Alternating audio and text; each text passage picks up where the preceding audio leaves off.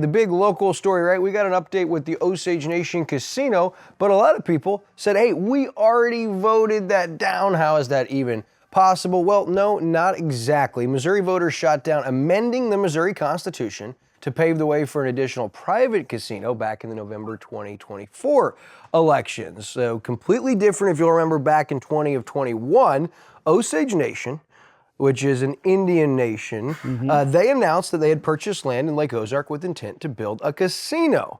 Now, they would not be subject to the Missouri Constitution's restrictions on gaming. Recently, we saw an 83-page report come out that says a casino hotel would be generally consistent with other development in the area and indicated there would be no significant impacts to our area, and also laid out 3 different potential options in this environmental study for Osage Nation. Yeah, one of those options being no action. Nothing happens on the 29-acre site.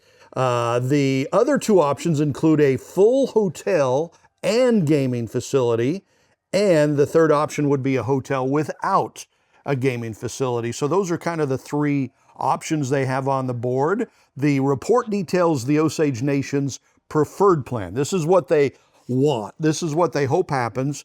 A 40,000 square foot gaming floor with up to 750 Class II gaming devices, 150 room hotel tower, food and beverage areas, meeting rooms, fitness center and pool, and 435 parking spaces. That's what they want. Correct, and that would estimate they would create 455 permanent jobs locally. Yeah.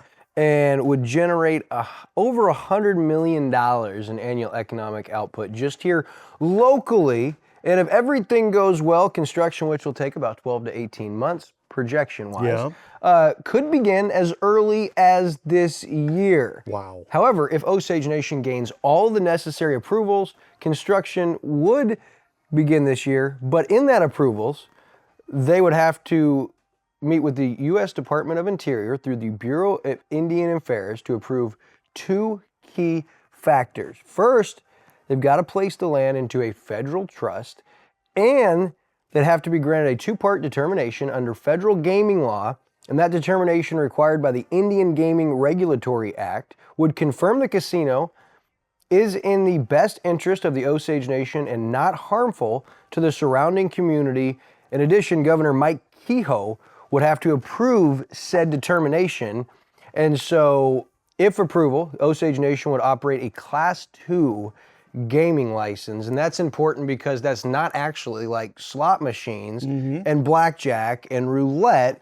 That's actually like video bingo, non-banked card games, probably like video poker, and under a tribal ordinance with oversight from the National Indian Gaming Commission. So there's a lot of things that are going on here and still yet to be determined.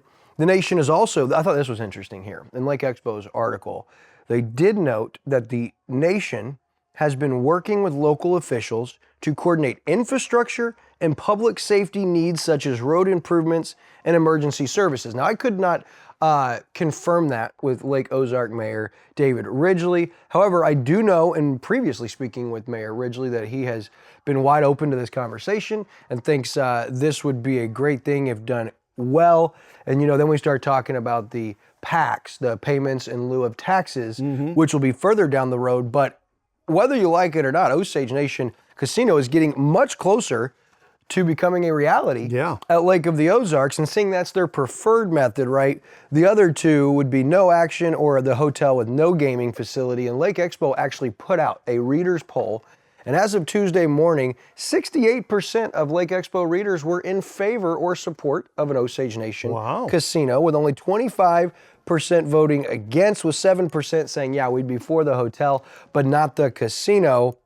And so I thought this was super interesting, and I'm really excited to continue to follow the progression of this. And you saw some renderings there, and we told you probably like 6 to 7 weeks ago, Dan Geyer's post on Lake Area Happenings had kind of done the study on Osage Nation's properties and casino projects in Oklahoma, and they had been doing incredibly well. Especially in regards to financial impact to the areas they're in. Yeah, so, they were pretty much out of debt, had almost all their casinos, according to that report anyway, paid off, which is stunning when you with like think a about it. 7% surplus across the board. I mean, well, they apparently the Osage Nation business plan is very good, and they run that operation apparently very well.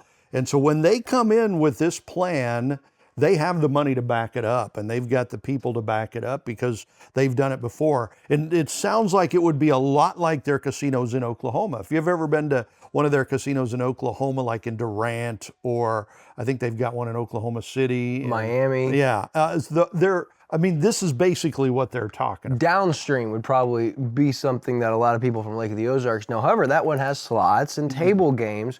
And so when you look at the numbers and those reports from the Oklahoma properties, it's worth noting that those are Class 3 licenses, traditional casino licenses. And so, hey, there might be a loophole. However, you heard some of that jargon, right? And oversight and work with the Bureau of Indian Affairs and Gaming Commission.